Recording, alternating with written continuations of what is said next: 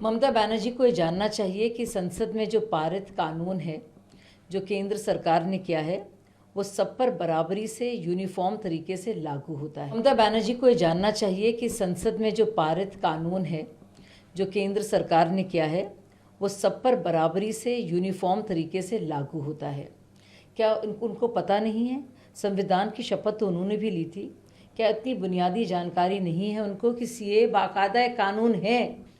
और अभी उस बात को उठाकर ये जानते हुए कि स्टेट रिपील कर नहीं सकता, क्योंकि वो स्टेट है और ये सेंट्रल लॉ है, जानबूझ के वो कह रही हैं, क्योंकि अब फिर से वही तुष्टीकरण की राजनीति, फिर से मुसलमानों को डराना धमकाना, वो ये जानते हुए भी कि सीए का ताल्लुक किसी भी भारतीय मुसलमान से नहीं है, ना वो पश्चिम बंगाल का हो या यूपी का हो, लेकिन वही सोच। और सोचिए, इस तरह से परेशान किया जा रहा है, मुसलमानों को डराया जा रहा है।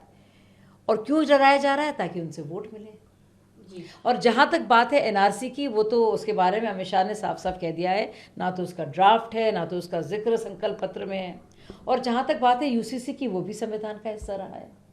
और आप ये सोचिए इस बात को कि यूसीसी किसका फ़ायदा होता? महिलाओं का होता। सारे मज़हब की सारी महिलाओं का फ़ायदा इससे होता, क्योंकि जो पर्सनल लॉज हैं हर एक मज़हब के, वो कभी कभी महिलाओं के खिलाफ काम करते हैं। तो और एक महिला सीएम ऐसी बात कर रही है।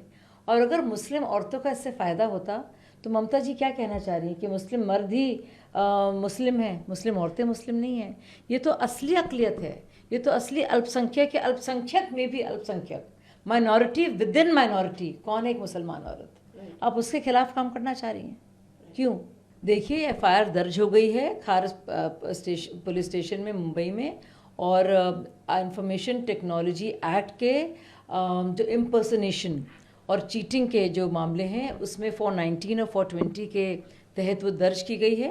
आपको याद होगा कि प्रधानमंत्री जी ने डीप फेक के बारे में पहले भी आगाह किया था, और ये सब एआई जनरेटेड वीडियोज़ हैं। इस तरह का फेक कंटेंट बहुत उभरेगा, और क्योंकि एआई जनरेटेड है, इसके लिए टेक्नोलॉजी भी है, और ख़ास तौर से इलेक्शंस के वक्त इस पर ध्यान देना बहुत ज़रूरी है। और कम से कम हमारे देश में इतने मजबूत कानून हो गए हैं कि अगर कोई भी फेक इस तरह का वीडियो हो, या एआई जनरेटेड हो, या फिर डीप फेक हो, तो उसके खिलाफ सख्त से सख्त कार्रवाई फ़ौरन होगी, जो कि इस मामले में भी हुई।